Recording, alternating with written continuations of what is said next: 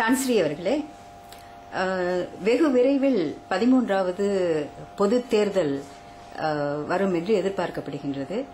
இதற்கு மயிக மூவார் தொகுதியின் தலைவர் என்ற முறையில் மயிகவின் ஏற்பாடுகள் எந்த அளவில் இருக்கின்றன என்பதை பற்றி கூறலாமா?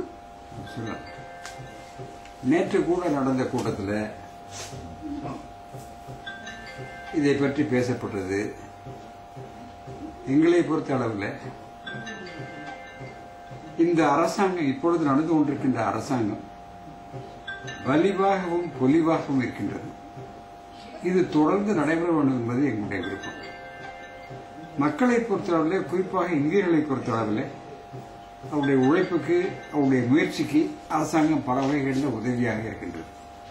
அந்த வகையில் பார்க்கின்ற பொழுது இப்ப வரப்போகின்ற தேர்தலில் முழுக்க இந்தியர்கள் தங்களை முழுதாக ஈடுபடுத்திக் கொண்டு நம்முடைய வாக்களிப்பின் மூலமாக இந்த அரசாங்கம் ஸ்திரத்தன்மை உடைய அரசாங்கமாக தொடர்ந்து அதனுடைய ஆட்சியின் மூலமாக எல்லோருக்கும், குறிப்பாக இந்தியர்களுக்கு நன்மைகள் தரக்கூடியதாக நிச்சயம் அமையும் என்ற தோரணையிலே நாங்கள் பல இடங்களிலும் அதனுடைய வேலைகளை துவங்கி ஒவ்வொரு பகுதியாக மக்களை நாங்கள் நியமித்து அதன் வழியாக வாக்காளர்களை சந்தித்து தொடர்ந்து வாக்காளர்கள் குறிப்பிட்ட நாளில் என்றைக்கு அறிவிப்பு வருகின்றதோ, அதாவது தேர்தல் அறிவிப்பு என்றைக்கு வருகின்றதோ அன்றைக்கு நாம் முழுசாக ஒருவர் கூட பாக்கி இல்லாமல் போய் சேர்ந்து நம்முடைய வாக்குகளை வழங்கி இந்த அரசாங்கத்தினுடைய ஸ்திரப்பாட்டை உறுதிப்படுத்த வேண்டும் என்பது எங்களுடைய கொள்கை.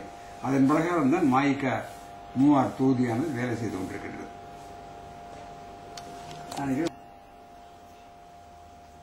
இந்திய சமுதாயத்தை பொறுத்த அளவில் இந்த வரப்போகின்ற தேர்தல், 13வது தேர்தல், நமக்கு நம்முடைய எண்ணங்களை பிரதிபலிப்பதற்கு, நம்முடைய ஆதரவை வழங்குவதற்கு ஒரு சந்தர்ப்பம். இந்த சந்தர்ப்பத்தை நாங்கள் நிச்சயமாக இந்திய சமுதாயம் பயன்படுத்திக் கொண்டு தங்களுடைய வற்றாத ஆதரவை நிச்சயமாக இன்றைய அரசாங்கத்திற்கு, பாரத நேஷனல் அரசாங்கத்திற்கு வழங்கும். அதிலே மாற்று கருத்து கிடையாது. ஆனால் மனித சுபாவங்களே இருப்பதை விட்டு இல்லாதை நினைப்பது இயல்பு. அந்த வகையிலே ஒரு சில வாக்குகள், அதாவது குறைந்தபட்சம் ஒரு 20% வாக்குகள் நமக்கு ஆதரவு இல்லாமல் இருக்கலாம். இயற்கையை நம்ம ஒத்துக்கொள்ளத்தான் வேணும்.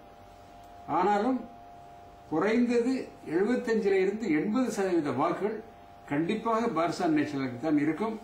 அரசாங்கம் ஒரு சிறப்பான அரசாங்கமாக இருக்க வேண்டும் என்பதற்காக அதை அனுபவித்துக் கொண்டிருக்கின்ற நாம் அதிலிருந்து புதிதாக எதையும் எதிர்பார்க்க வேண்டுங்கிற அவசியமே கிடையாது. இந்த வகையிலே ஜோகூர் மாநில மயிக பரந்த அளவிலே தங்களுடைய வாக்குகளை இந்த அரசாங்கத்துடைய ஸ்திரப்பாட்டிற்காக கண்டிப்பாக சாதகமாகத்தான் வழங்கும் என்பதை நான் கூறிக்கொள்ள ஆசைப்படுகிறேன்.